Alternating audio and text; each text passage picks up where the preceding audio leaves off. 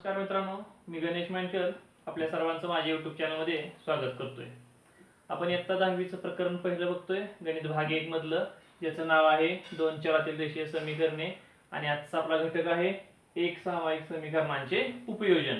आणि याच्यावर आधारित आपण सराव संच 1.5 मधली उदाहरणं अभ्यासणार आहेत. तर वेळ न घालवता आपण प्रथम पहिला प्रश्न पाहूया. आता काय पहिला प्रश्न बघा. तर प्रश्न एक असा आहे, दोन संख्यांमधील फरक 3 असून मोठ्या संख्येची तिप्पट आणि लहान संख्येची दुप्पट यांची बेरीज 19 आहे, तर त्या संख्या शोधा. मग आता आपल्याला काय सांगितले, दोन संख्या आहेत, त्यातली एक संख्या लहान आणि एक संख्या मोठी आहे. त्या संख्या आपण प्रथम काय करूया, त्याच्याबद्दल विशिष्ट अक्षर मानूया. मग काय म्हणता येईल आपल्याला बघा, मोठी संख्या x आणि लहान संख्या y मानू. ज्या दोन संख्या आहेत आपल्याकडे त्यातली आपण मोठी संख्या x मानलेली आहे आणि लहान संख्या काय केलेली आहे, y मानलेली आहे. आता याच्यावर आपल्याला या अशा उदाहरणामध्ये दोन अटी दिलेल्या असतात. दोन अटीवरून आपल्याला दोन समीकरणं बनवायची असतात आणि ही दोन समीकरणं कोणत्या एका पद्धतीने सोडवून आपल्याला त्याची उकल शोधायची असते. मग आता आपल्याला काय पहिली अट दिली, तर दोन संख्यांमधील फरक 3 आहे. मग आपण काय कसं करता येईल समीकरण बघा. पहिल्या अटीनुसार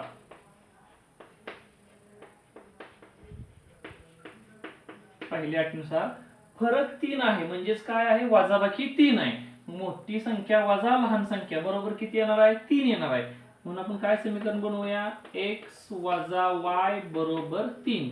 हे समीकरण आपलं झालं 1. आता दुसरी अट काय दिली पाहूया आपण. दुसऱ्या अटीनुसार, दुसऱ्या अटीत असं सांगितलंय आपल्याला बघा, मोठ्या संख्येची तिप्पट आणि लहान संख्येची दुप्पट यांची बेरीज आहे 19. मोठी संख्या कोण आहे, x, त्याची तिप्पट म्हणजे किती, 3x होईल.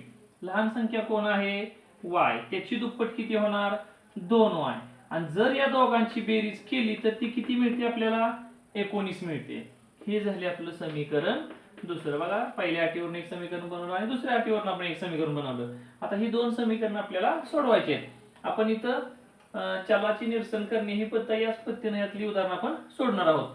मग त्यासाठी आपल्याला काय करावं लागतं, x किंवा y चा सहगुणक समान असावा लागतो. पण इथं दिसतोय का समान, 1 3 आणि 1 2 इथं समान नाहीये. मग आपल्याला x किंवा y चा सहगुणक समान करणं गरजेचं आहे. मग त्यासाठी आपण काय करूया, मग आपण x चा समान केला तर वजाबाकी करावं लागेल, कारण चिन्ह त्यांची समान आहेत. आणि जर y चा सहगुणक समान केला तर आपल्याला बेरीज करता येईल, कारण त्यांची चिन्ह भिन्न आहेत. मग आपण बेरीज करणं आपल्याला जास्त सोपं जातं. त्यामुळे आपण काय करूया, y चा सहगुणक समान करूया. मग त्यासाठी काय करावं लागेल, इथं 2 आहे म्हणजे इथं 2 आलं पाहिजे. इथं 2 येण्यासाठी ह्याचा सहगुणक 1 आहे. 1 चं 2 होण्यासाठी आपल्याला या संपूर्ण समीकरणाला किती न गुणावं लागेल, 2 न गुणावं लागेल. म्हणून काय म्हणूया, समीकरण 1 ला 2 ने गुणून, 2 ने गुणून काय मिळणार आहे बघा, 2 न गुणूया, इथं बे म्हणजे 2x मिळेल. परत 2 न इथं गुणलं की वजा चिन्ह आहे. त्याच्यानंतर 2 गुणिले y 2y आणि 2 गुणिले 3 किती मिळेल, 6 मिळेल. अशा पद्धतीने समीकरण झालं आपलं तिसरं. आता हे 3 नंबरचं समीकरण कुणापासून बनलंय, आपलं 1 नंबर पासून. त्यामुळे 1 नंबरचं समीकरण आपण काय करणार आहे, बाजूला ठेवणार आहे. म्हणजे आता कोणती दोन समीकरण विचारात घ्यायला लागतील आपल्याला बघा, फक्त दुसरं आणि तिसरं. मग आता आपण ह्या दोन समीकरणांचा एकत्रित विचार करणार आहे आणि त्यांना सोडवणार आहे. इथं जर तुम्ही नीट पाहिलं तर इथं बघा चिन्ह यांची भिन्न दिसत आहेत. जर आपण बेरीज केली तर 2y ला 2y जाणार आहे आणि x ची किंमत मिळणार आहे. म्हणून आपण समीकरण 2 ची आणि 3 ची काय करूया, बेरीज करूया. इथे काय म्हणूया आपण, समीकरण 2 व 3 ची बेरीज करू. आता बेरीज कशी करणार आहे पाहूया आपण. समीकरण 2 आहे आपलं 3x अधिक 2y बरोबर 19 आणि 3 नंबरचं समीकरण आहे 2x वजा 2y बरोबर 6. तर यांची बेरीज आपण करूया. बेरीज मध्ये बघा, 3x आणि 2x, 3 2 5x झाले. 2y वजा 2y 0 येईल, म्हणजे त्या 2y ला 2y गेलं. 19 आणि 6 किती आलं, 25 आलं. आता आपल्याला x ची किंमत काढायची आहे, त्यासाठी हे 25 आहे असं आपण ठेवूया. हे गुणिले 5 इकडे आले, काय झालं भागिले 5, 5 एके 5 आणि 5 5 25, म्हणून x ची किंमत किती मिळाली आपल्याला 5 मिळाली. आता y ची जर शोधायची असेल तर ही किंमत कोणत्या तरी एका समीकरणात ठेवूया. त्यापैकी बघा ह्या 1 2 3 पैकी आपल्याला हे 1 नंबरचं समीकरण सोपं वाटतंय, मग आपण यामध्ये ठेवूया. इथे काय म्हणे x बरोबर 5, ही किंमत 1 मध्ये ठेवू, ही किंमत 1 मध्ये ठेवू. मग 1 नंबरचं समीकरण आहे बघा आपलं x वजा y बरोबर 3. पण x म्हणजे किती आहे 5, मग x ची किंमत भरली आपण 5 वजा y बरोबर 3. इथं काय येणार आहे, आपण y जागेवर ठेवलं तर ऋण होईल, त्यापेक्षा आपण काय करूया y ला तिकडे नेऊया आणि 3 ला इकडे घेऊया. 5 आहे असं ठेवलं, धन 3 इकडे आलं की ऋण 3 झालं आणि ऋण y तिकडे गेलं की धन y झालं. म्हणजेच y बरोबर किती आलं 5 वजा 3 2 आलं. अशा पद्धतीने आपल्याला x ची किंमत 5 मिळाली, y ची किंमत 2 मिळाली. पण x आणि y म्हणजे कोण आहेत नक्की, तर x म्हणजे आहे मोठी संख्या आणि y म्हणजे आहे लहान संख्या. मग आपण काय करूया, म्हणून मोठी संख्या बरोबर 5 आणि लहान संख्या बरोबर किती आहे 3 आहे. तर अशा पद्धतीने आपल्याला एक सामान्य समीकरणाचं उपयोजन करून शाब्दिक उदाहरणावरून आपल्याला उकल काढता आली. अशाच पद्धतीचं आपण अजून एक उदाहरण पाहणार आहोत या सराव संचामधलं, तर ते उदाहरण आपण ठीक आहे. आता आपण पुढचं उदाहरण पाहूया. पुढचं उदाहरण काय आहे बघा, वडिलांच्या वयामध्ये मुलाच्या वयाची दुप्पट मिळवल्यास बेरीज 70 येते, अशी एक पहिली अट दिली. आणि मुलाच्या वयामध्ये वडिलांच्या वयाची दुप्पट मिळवल्यास बेरीज 95 येते, तर दोघांची वये काढा. म्हणजे इथं बघा वडील आणि मुलगा या दोघांची आपल्याला वय शोधायची आहेत. त्यासाठी अगोदर आपल्याला जी गोष्ट माहीत नसते त्याबद्दल आपण एखादं विशिष्ट अक्षर घेतो आणि ते नंतर त्याची किंमत काय करतो आपण शोधून काढतो. तर इथं दोघ जण आहेत, कोण आहेत वडील आणि मुलगा. तर आपण काय करूया, वडिलांचं वय x वर्ष मानू आणि मुलाचं वय काय करूया y वर्ष मानू. हे तिसरं उदाहरण आहे या 1.5 मधलं. इथे काय म्हणूया, वडिलांचे वय बरोबर x वर्षे मानू आणि मुलाचे वय बरोबर y वर्षे मानू. आता पहिली अट काय सांगितली बघा, कशामध्ये काय मिळवायचे आहे, तर वडिलांचं जे वय आहे त्यात मुलाच्या वयाची दुप्पट मिळवायची आहे. असं केल्यानं काय होणार आहे, तर बेरीज किती येणार आहे 70. आता वडिलांचं बघा पहिली अट काय आहे, पहिल्या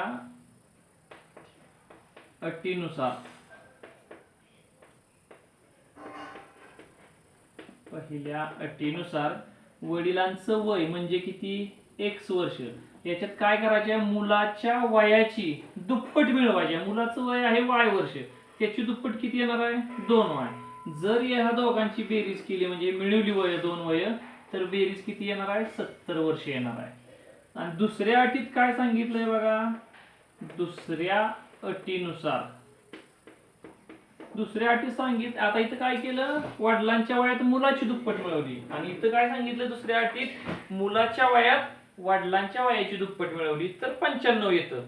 मग आता बघा इथं काय सांगितलंय, मुलाचं वय y आहे, त्याच्यात काय करायचे आहे वडिलांचं वय x त्याची दुप्पट मिळवायचे, त्यावेळी किती येणार आहे 95 येणार आहे. पण जर आपण असं समीकरण लिहिलं तर सहगुणक उलटे होत आहेत. हेच आपण समीकरण फक्त सरळ लिहूया, म्हणजे x चं पद अगोदर लिहूया आणि y चं पद नंतर लिहूया, समीकरणात काय बदल होत नाही. बघा मुलाचं वय y वर्ष आहे, त्याच्यात काय मिळवायचे आहे वडिलांच्या वयाची दुप्पट मिळवायची आहे. असं केलं तर किती येतंय 95. पहिल्या अटीनुसार हे मिळालेलं समीकरण 1 म्हणूया आणि दुसऱ्या अटीनुसार मिळालेलं हे समीकरण आपण काय करूया 2 म्हणूया. आता ह्या दोन समीकरण आपल्याला सोडवायचे आहेत. आता ही दोन समीकरण सोडवताना आपण कोणती पद्धत वापरू शकतोय बघा, जर तुम्ही निरीक्षण केलं तर याचे तिरकस सहगुणक समान आहेत. म्हणजे इथं x चा जो सहगुणक आहे तो y ला आहे आणि तो y चा सहगुणक आहे तो कुणाला आहे 1 2 आणि 2 1 असे तिरकस सहगुणक समान आहेत. म्हणजे आपल्याला ह्याची पद्धत माहिती आहे सोडवायची. कशी पद्धत आहे की या समीकरणांची एकदा बेरीज करणार आहे आपण, पुन्हा त्यांची एकदा वजाबाकी करणार आहे आणि बेरजेन आणि वजाबाकीनं जे सोपं समीकरण मिळतं ते सोडवलं की आपल्याला उकली मिळतात. मग आपण काय करूया, एकदा 1 आणि 2 ची बेरीज करू आणि एकदा 1 आणि 2 ची काय करूया, वजाबाकी करू. समीकरण 1 व 2 ची बेरीज करू. मग आता बेरीज करण्यासाठी बघा, पहिल्यांदा आम्ही समीकरण घेतो. x अधिक 2y बरोबर आहे 70 आणि 2x अधिक y बरोबर आहे 95. पण मागच्या अभ्यासामध्ये पाहिलेत बघा, जर असे सहगुणक असतील म्हणजे पहिल्याचे जे सहगुणक आहेत त्याच्याबरोबर उलट दुसरे असतील, म्हणजे इथं कसं आहे 1 आणि 2 आहे, तर इथं काय आहे 2 आणि 1 असे उलट सहगुणक समान असतील तर आपल्याला ही पद्धत वापरता येते. या पद्धतीमध्ये काय करतात, बेरजेने एक समीकरण घेतात आणि वजाबाकीने एक समीकरण घेतात आणि ती दोन समीकरण नंतर सोडवायची असतात. आता तर बेरीज करून आपलं एक समीकरण मिळेल. बघा इथं 1x आणि 2x किती आलं, 3x. त्याच्यानंतर 2y आणि 1y किती आलं, 3y. तर बेरीज करूया, 5 5 9 आणि 7 किती आलं, 16 आलं, 165 आलं. आता 3x अधिक 3y बरोबर 165. आता हे समीकरण जर आपण नीट विचार केला तर याला 3 न भाग जातो, याला 3 न भाग जातोय, याला सुद्धा बघा 6 आणि 7 आणि 5 12, म्हणजे याला सुद्धा 3 न भाग जातोय. मग 3 न भाग तर हे समीकरण जरा सोप्या स्वरूपात येईल. मग काय म्हणूया, 3 ने भागून, समीकरणास 3 ने भागून 3 ने भागल्यावर काय मिळेल, इथं 3x ला 3 ने भागलं की फक्त x राहील, इथं 3y ला 3 ने भागलं की फक्त y राहील, आणि इथं बघा 3 5 15, 16तून 15 गेलं 1 राहील, एकावर पुन्हा 5 15 म्हणजे पुन्हा 3 5 15 म्हणजे किती आलं, 55 भागाकार येईल बघा. 3 5 15, 3 5 15. आता हे बेरीज करून जे एक समीकरण मिळालं त्याला आपण एक क्रमांक देऊया, पुढचा समीकरण क्रमांक 3. तसंच आता आपण काय करणार आहे, वजाबाकी सुद्धा करणार आहे या दोन समीकरणांची, त्याच्यापासून एक समीकरण मिळणार आहे. वजाबाकी करताना जर आहे अशी वजाबाकी केली तर बघा सहगुणक हे छोटे आहेत आणि हे जरा मोठे आहेत, ऋण मध्ये उत्तर येईल. त्यापेक्षा आपण काय करूया, आपल्याला ऋण चिन्ह न येण्यासाठी जर आपण 2 मधून समीकरण 1 वजा केलं तर जास्त सोयीचं ठरेल, म्हणजे तुम्हाला धन मध्ये x येईल तुमचा. आपण काय करूया, 1 मधून 2 वजा केलं तरी सुद्धा उत्तर तेच येणार, उत्तर बदलणार नाही. पण शक्यतो वजाबाकी करताना ज्याचे सहगुणक मोठे आहेत ते वर समीकरण घ्यायचं आणि छोटे सहगुणक असणारे खाली घ्यायचं, वजाबाकी आपल्याला सोयीची जाते. मग आपण काय करूया, समीकरण 2 मधून 1 वजा करू. समीकरण 2 मधून 1 वजा करू. समीकरण 2 काय आहे बघा आपलं, 2x अधिक y बरोबर 95. वजा काय करणार आहे तुम्ही, x अधिक 2y बरोबर 70. आता वजाबाकीत आपणास माहित आहे ह्या समीकरणाची चिन्ह बदलणार आहे चलांची प्रत्येक. इथं धन आहे त्याचं ऋण होईल, धन आहे त्याचं ऋण होईल आणि धनचं ऋण.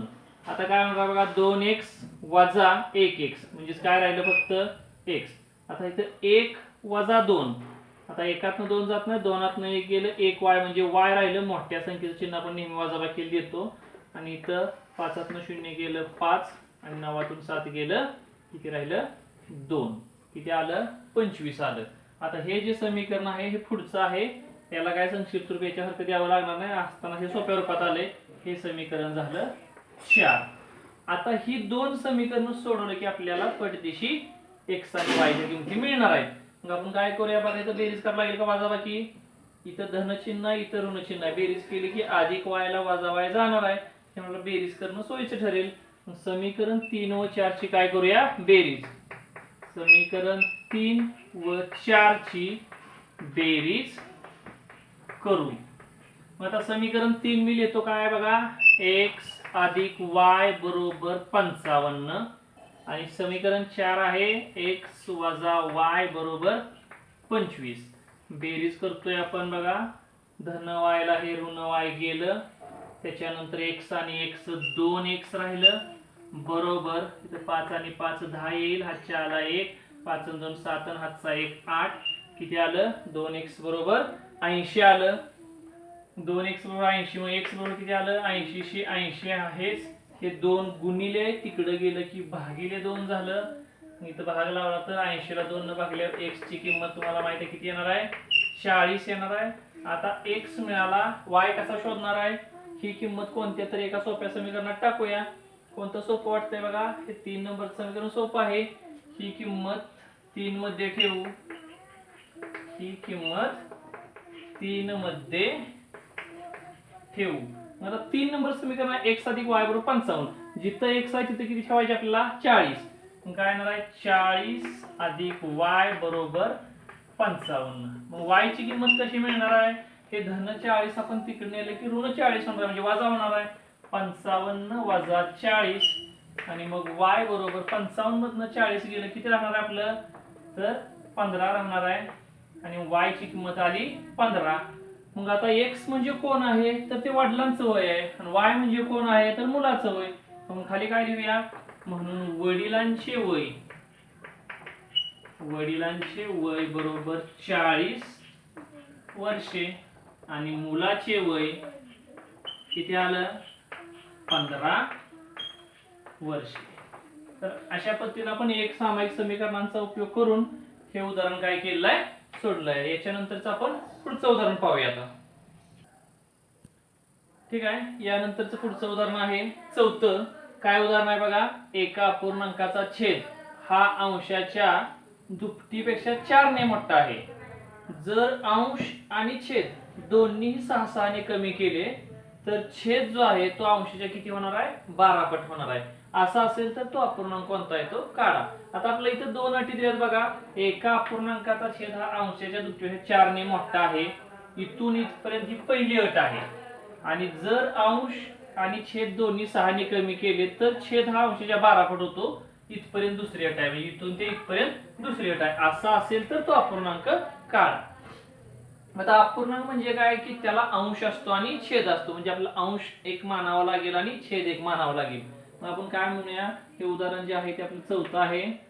असं म्हणूया, अपूर्णांकाचा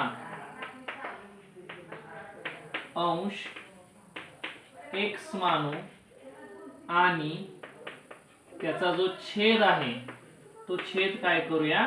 छेद बरोबर y मानू. म्हणून तो अपूर्णांक कोणता तयार झाला बघा? तो अपूर्णांकामध्ये अंशाला आपण x लिहिणार आहे आणि छेदाला काय लिहिणार आहे? y लिहिणार आहे. आता अट कशी आहे बघा?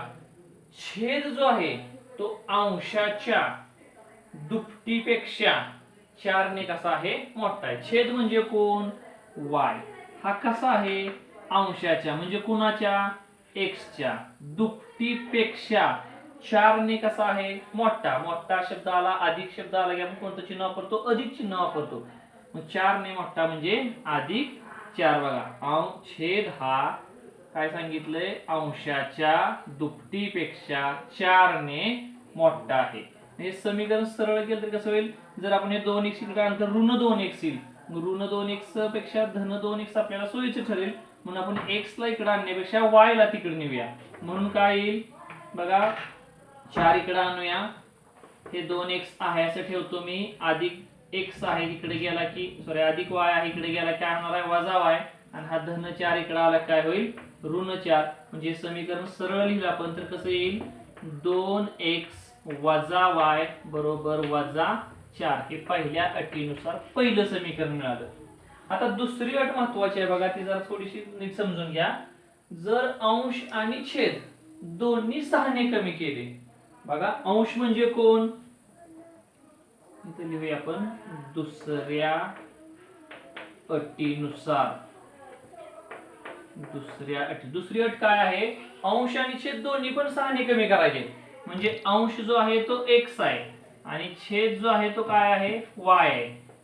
अंश 6 ने कमी केला, छेद 6 ने कमी केला.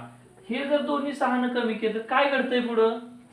जर अंश आणि छेद दोन्ही 6 ने कमी केले तर छेद म्हणजे छेदाची किंमत अंशाच्या 12 पट होते. छेद कोणता आहे आपला? हा. याची किंमत किती होते?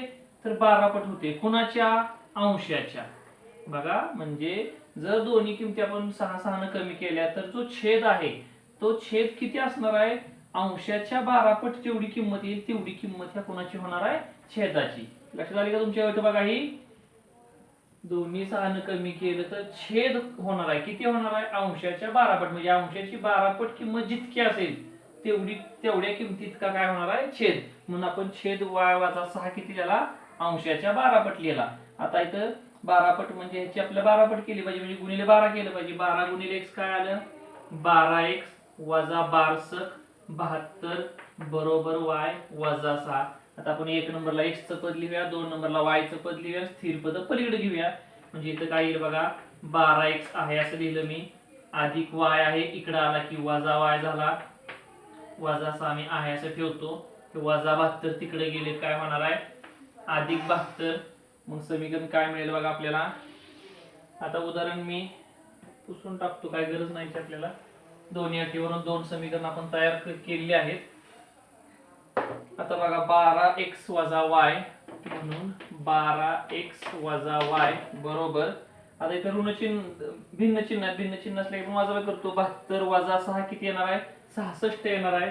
आणि हे समीकरण आपलं झालं दुसरं. पहिल्या अटीपासून मिळालं हे पहिलं समीकरण, दुसऱ्या अटीपासून मिळालं हे दुसरं समीकरण. आता याच्यात बघा x चे सहगुणक 2 आणि 12 म्हणजे भिन्न आहेत, पण y चे इथं पण 1 आहे, इथं पण सहगुणक 1 आहे, समान आहेत, म्हणजे y चा लोप करता येईल. परंतु दोघांची चिन्ह समान आहेत वजा वजा, त्यामुळे बेरीज करता येणार नाही. वजाबाकी केलं तर लोप होईल. वजाबाकी करताना आपण शक्यतो काय करतो, ज्याचे सहगुणक मोठे आहेत त्याच्यातून लहान सहगुणक असलेलं समीकरण वजा करतो, म्हणजे सोयीचं जातं आपल्याला. मग 1 मधून 2 वजा केलं तर उत्तर आपल्याला बरोबर मिळणार आहे, पण जास्त सोयीचं काय ठरणार आहे 2 मधून 1 केलं तर आपल्याला वजाबाकी सोपी जाणार आहे. म्हणून आपण काय करूया समीकरण 2 मधून 1 वजा करू. मग आता 2 नंबर समीकरण काय बघा आपलं इथं आहे 12x वजा y बरोबर 66 वजा 2x वजा y बरोबर वजा 4. आता वजाबाकी चिन्ह बदलतात, त्यामुळे धनचं ऋण होईल, ऋणचं धन होईल आणि ह्या ऋणाचं सुद्धा धन होईल. ऋण y आणि धन y एकमेकांना जातील, म्हणजे वजाबाकी त्यांची 0 येणार आहे. 12x वजा 2x किती आलं 10x आलं बरोबर. आता इथं 66 आहे आपलं, 66 अधिक 4 किती झालं 70 झालं. म्हणून x ची किंमत कशी मिळणार आहे 70 आहे असं ठेवूया, गुणिले 10 इकडे गेले की भागिले 10 झालं, 10 7 70 म्हणजे x बरोबर किती मिळाला 7 मिळाला. आता ही किंमत आपल्याला कोणत्या तरी एका सोप्या समीकरणात भरावी लागेल, म्हणजे आपल्याला y ची पण किंमत मिळेल. ही किंमत कोणतं समीकरण सोपं वाटतंय बघा, 1 का 2 का 3, हे 1 आहे 2 आहे, 2च आपल्या जवळ, 1 मध्ये ठेवूया आपण. ही किंमत 2 मध्ये 1 मध्ये ठेवू, 1 मध्ये ठेवू. मग 1 नंबरचं समीकरण मी लिहितो 2x वजा y बरोबर वजा 4. 2x म्हणजे येणार आहे तुमचा 7 वजा y बरोबर वजा 4. आता हे y ऋण आहे ते आपण तिकडे नेऊया, म्हणजे धन होईल, म्हणजे आपल्या सोयीत जाईल. बेसात किती आलं 14, हे वजा 4 मी अलीकडे आणतो, काय होईल अधिक 4, आणि हे वजा y पलीकडे गेले की अधिक y म्हणजे धन y होईल. 14 आणि 4 18 बरोबर y आलं, म्हणजेच y ची किंमत किती आली 18 आली. आता x मिळाला y मिळाला, पण आपल्याला काय शोधायला सांगितलंय तो अपूर्णांक. मग तो अपूर्णांक काय आपला x छेद y, म्हणून तो अपूर्णांक बरोबर काय x छेद y, म्हणजेच x म्हणजे तुमचा आहे 7 आणि y म्हणजे आहे 18. तो अपूर्णांक काय आहे 7/18. तर अशा पद्धतीने आपण आजच्या व्हिडिओमध्ये या सराव संचातील काही उदाहरणं पाहिलेत.